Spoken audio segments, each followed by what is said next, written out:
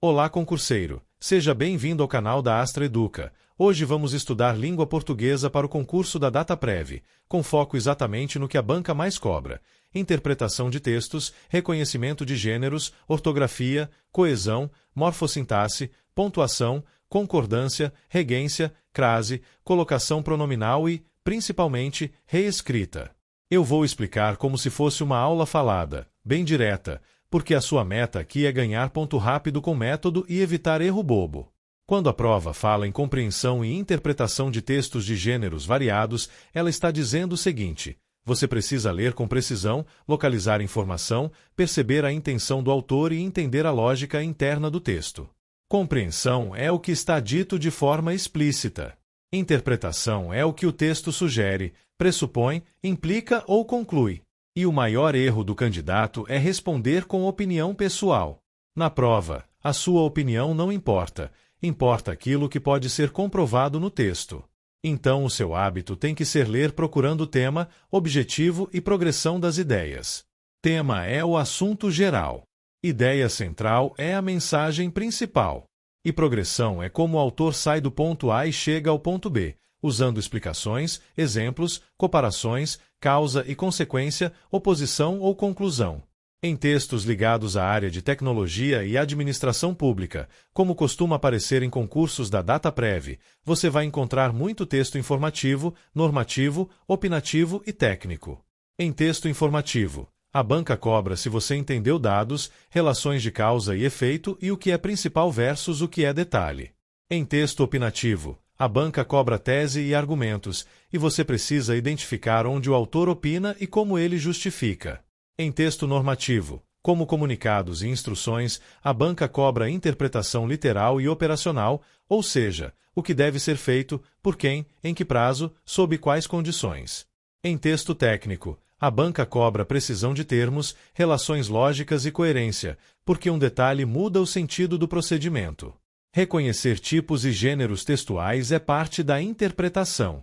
Tipo textual é a forma dominante de organização, como narração, descrição, dissertação, injunção e exposição.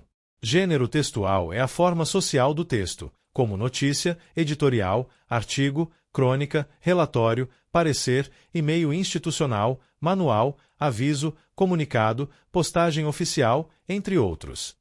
Um manual e um comunicado têm linguagem injuntiva, orientada para a ação. Um artigo tem linguagem dissertativa e argumentativa. Uma notícia tem linguagem expositiva e informativa, com foco em fatos. E isso importa porque cada gênero tem finalidade, estrutura e marcas linguísticas próprias. Se você reconhece o gênero, você entende melhor o que a banca quer. Em um comunicado, ela quer clareza e objetividade. Em um artigo, ela quer tese e argumentação. Em uma notícia, ela quer informação e organização factual. Domínio da ortografia oficial parece simples, mas é onde muita gente perde ponto por distração. A banca testa grafias, confusões de letras e palavras parecidas. Você precisa ter atenção a homônimos e parônimos, porque eles aparecem em substituição de palavras e em itens de correção. Seção é reunião. Sessão é divisão, sessão é ato de ceder. Concerto é apresentação musical ou acordo, concerto é reparo. Ratificar é confirmar, retificar é corrigir. Descrição é ato de descrever, descrição é reserva, ser discreto.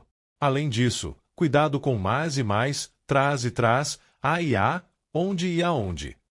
Em prova, uma troca dessas não é detalhe, é mudança de sentido.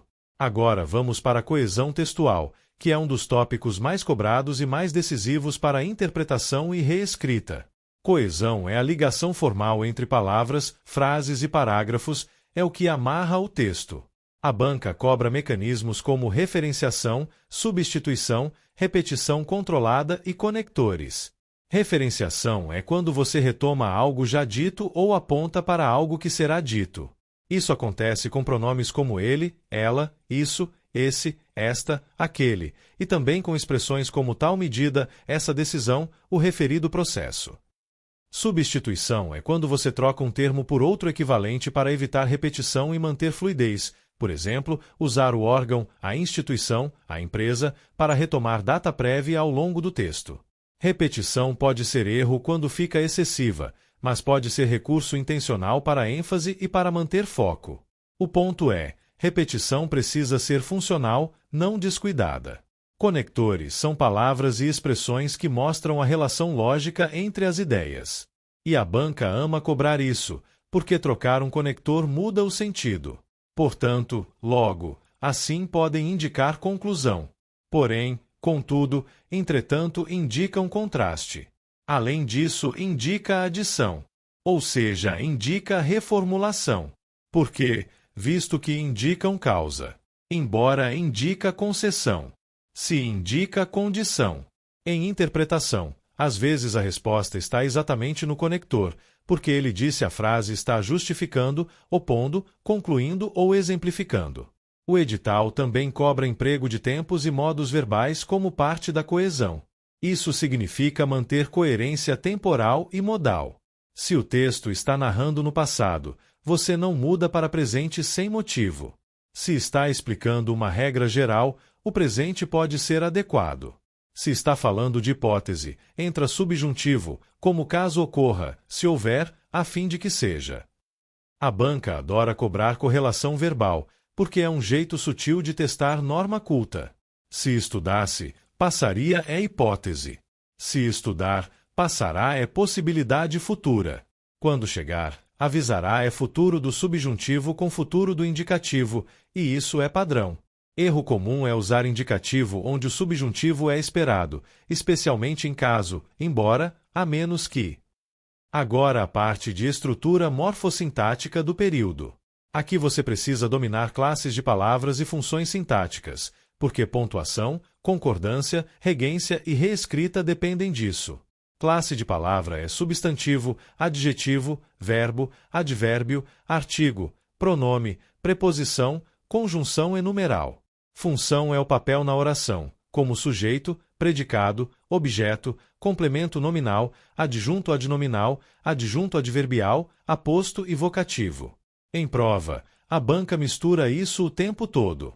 Por exemplo, ela coloca um trecho e pergunta se uma palavra é pronome ou conjunção, ou pede reescrita mudando ordem e você precisa preservar função e sentido. Relações de coordenação entre orações e entre termos são aquelas em que as partes são independentes, ligadas por conjunções coordenativas, como e, mas, ou, portanto, logo. Coordenação também ocorre dentro da oração, como planejamento, execução e controle, em que você tem termos coordenados. Já a subordinação cria dependência. Uma oração explica ou completa a outra. Subordinadas substantivas funcionam como substantivo. Por exemplo, é necessário que o sistema seja atualizado, em que o sistema seja atualizado funciona como sujeito do verbo é. Subordinadas adjetivas caracterizam um nome, como os dados que foram coletados. Subordinadas adverbiais indicam circunstância, como causa, condição, concessão, finalidade e tempo. A banca cobra isso muito em pontuação e em sentido. Embora cria concessão, então muda a lógica do período. Por que cria causa? Para que cria finalidade. Se você troca uma por outra, você muda a relação e erra a questão. Pontuação aparece como item próprio e como efeito de sentido. A regra de ouro para a vírgula é: ela não separa sujeito de verbo nem verbo de complemento, em regra geral. Então, os relatórios do setor indicam falhas não pode virar os relatórios do setor indicam falhas. A vírgula serve para enumerar, isolar explicações, marcar deslocamentos e separar orações, especialmente quando há mudança de ordem. E o ponto mais cobrado é a diferença entre oração explicativa e restritiva. Com vírgulas, a oração vira comentário geral e muda o sentido. Sem vírgulas, ela restringe e seleciona. Isso em prova é decisivo, porque a banca pergunta o trecho indica que todos ou apenas alguns. 2 pontos servem para introduzir explicação, enumeração ou detalhamento, e costumam ser cobrados em textos técnicos e oficiais. Ponto e vírgula aparece quando você tem frases longas e quer organizar melhor, ou quando há itens com vírgulas internas. Concordância verbal e nominal é outro núcleo de prova. Concordância verbal é o verbo concordar com o núcleo do sujeito. Em frases longas, você precisa identificar o núcleo para não errar. Concordância nominal é artigo, pronome, numeral e adjetivo concordarem com o substantivo. E há casos clássicos que caem muito. Verbo haver com sentido de existir fica no singular, há problemas, havia registros. Verbo fazer indicando tempo também fica singular, faz 2 anos. Expressões como a maioria de, a maior parte de geralmente puxam singular quando a ideia é de bloco, embora o plural possa aparecer em certos contextos, mas em prova costuma prevalecer a leitura mais normativa e mais frequente. Em textos oficiais, a concordância precisa ser estável e sem idiosincrasias. Regência verbal e nominal é a preposição exigida por verbos e nomes. É aqui que muita gente erra por influência da fala. Assistir no sentido de ver pede a, assistir ao vídeo. Obedecer pede a, obedecer às normas. Preferir pede a, prefiro X a Y. Nomes como necessidade de, respeito a, favorável a também caem. E regência se conecta à crase, porque a crase só existe quando a preposição a antes e artigo a depois, ou quando há aquele ou aquela ou aquilo. Crase, então, é a fusão de a com a. Você só marca crase quando o termo anterior exige preposição a e o termo seguinte admite artigo feminino. Referir-se a mais à norma vira referir-se à norma. Dirigir-se a mais à chefia vira dirigir-se à chefia. Não há crase antes de verbo, porque verbo não tem artigo. Não há crase antes de pronome pessoal, como a ela, a mim. Não há crase antes de palavras masculinas, como a prazo, salvo expressão à moda de implícita. E há crase em locuções adverbiais femininas como à tarde, à medida que. Um teste rápido que ajuda é trocar por masculino equivalente. Se no masculino vira ao, no feminino tende a virar a. Colocação dos pronomes átonos também cai bastante, principalmente em reescrita. Próclise é pronome antes do verbo e costuma ocorrer com palavras atrativas como não, nunca, jamais, que, quando, se, porque, não se realizou, quando se trata, que me informou. Ênclise é pronome depois do verbo, como realizou-se, mais comum em início de frase na norma padrão formal. Mesóclise é rara e muito formal. Em concursos, a banca geralmente cobra o padrão normativo e a identificação de erro evidente, então você precisa saber o que atrai o pronome e evitar construções inadequadas em texto formal. Agora a reescrita de frases e parágrafos, que é onde o candidato ganha muito ponto se tiver técnica. Reescrita envolve significação das palavras, substituição de termos, reorganização de orações e períodos e adaptação de gênero e formalidade.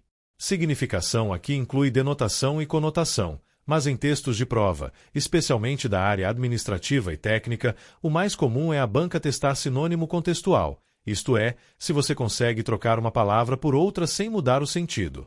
A armadilha é que sinônimos não são perfeitos. Relevante e importante podem ser equivalentes, mas fundamental pode intensificar e mudar o grau. Possível e provável não são iguais. Então você precisa ler o contexto e manter o mesmo nível de certeza, o mesmo tom e a mesma precisão. Substituição de palavras ou trechos também aparece como coesão, trocar por pronome, por expressão equivalente, por hiperônimo ou por termo mais específico. Você precisa manter referência correta. Se um isso passa a retomar outra coisa, a reescrita ficou errada. E reorganização da estrutura de orações e períodos exige manter relação lógica. Se você junta duas frases com portanto, você está criando conclusão. Se você junta com porém, você cria oposição. Se o texto original não tem oposição, não pode inventar. A banca gosta de pedir reescreva sem alterar o sentido, então seu cuidado é conservar conectores e relações ou trocar por equivalentes, como porém por contudo, porque por visto que, sem mudar lógica. Reescrita de textos de diferentes gêneros e níveis de formalidade é muito relevante para a DataPrev, porque envolve comunicação institucional, registros e textos técnicos. Você precisa saber transformar linguagem coloquial em padrão formal, eliminando expressões vagas, abreviações informais e subjetividade desnecessária. Um texto formal não diz a gente fez, diz foi realizado. A equipe realizou, conforme o caso. Não diz tá ok, diz está de acordo. Não diz dar uma olhada, diz verificar. Isso é adequação ao contexto. E aqui entra um ponto importante. Clareza e objetividade não significam rigidez burocrática. Significam escrever para ser entendido rapidamente. Em redação institucional e técnica, você prioriza a ordem direta, frases mais curtas, termos definidos e evita a ambiguidade. Você deixa claro quem faz o quê, quando e com qual responsabilidade. Em textos de TI e Previdência, isso é essencial, porque um procedimento mal escrito gera falha operacional. Para fechar, eu quero te deixar um método rápido para a prova. Na interpretação, sempre procure tema, ideia central e conectores. No vocabulário, desconfie de trocas que mudam grau, certeza ou tom. Na coesão, localize pronomes e veja o que retomam. Na gramática, quando aparecer reescrita, confira pontuação, concordância, regência e crase antes de marcar. E, no final, lembre que a banca gosta de consistência. Manter tempo verbal coerente, manter lógica entre orações, manter padrão formal e evitar ambiguidade.